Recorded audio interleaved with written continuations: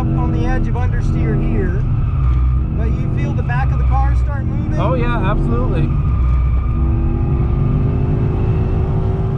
This is a 2023 Mercedes-Benz AMG GT63S, a nearly 200-inch long, over $200,000 machine with the body of a luxury sedan and the DNA of a race car.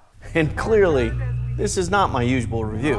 I'll sit in the passenger seat with an AMC Driving Academy Pro behind the wheel doing a lap of Road America. But let me first quickly tell you about the 2023 AMG GT63S. It's the four-door version of the Mercedes sports car, which the Stuttgart brand did update for the 2023 model year. And this is the most powerful version sold in the United States. Under the hood lies a twin-turbocharged 4-liter V8 which belts out 630 horsepower and 664 pound-feet of torque. It then goes through a 9-speed automatic gearbox and onto all four wheels. Speaking of all four wheels, you have rear axle steering here as standard equipment, as well as air springs and adaptive suspension, not to mention an electronically controlled limited slip differential. Despite all of that, this is not your typical sports car. I'll put the dimensions up on the screen now, and I'll add the curb weight too. Yeah, not small, not light, and not cheap either. The base price is $172,500.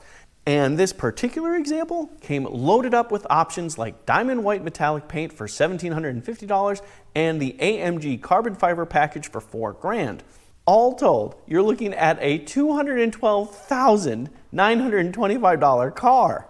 But one of the options, in fact, the single most expensive option, was a set of ceramic composite brakes for $8,950.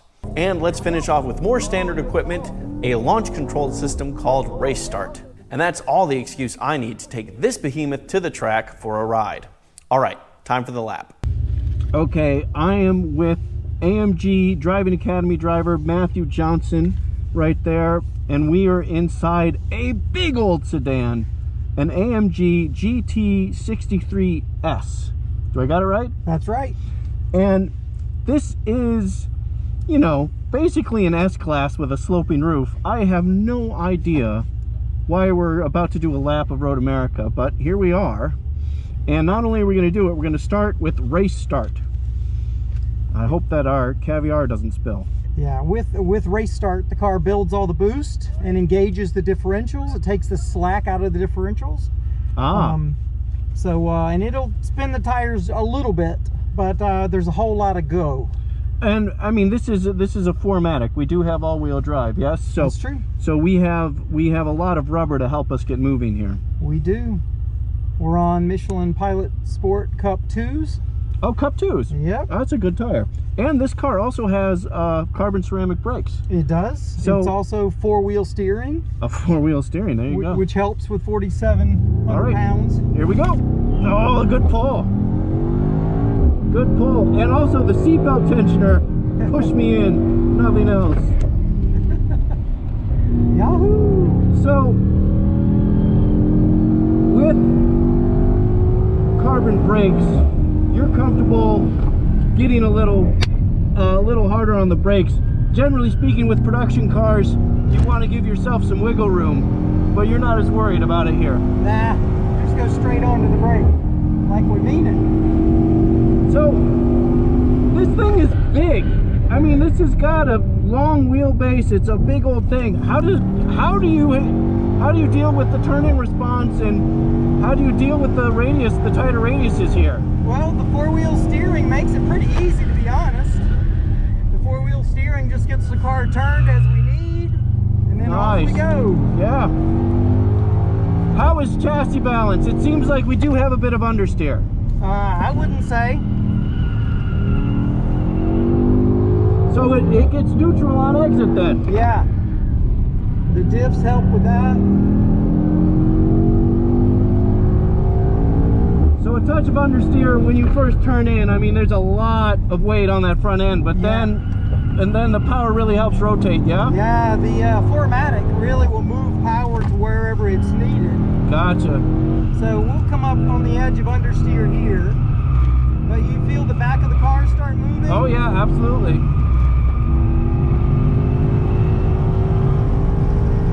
Yeah, great. That was a lovely run through the carousel. Woohoo! Yep. The easy way to get understeer is just turning the wheel too fast. Yep. Because it's only 1.9 turns lock to lock. Wow, so fast it's rack. really easy to put too much turn in there.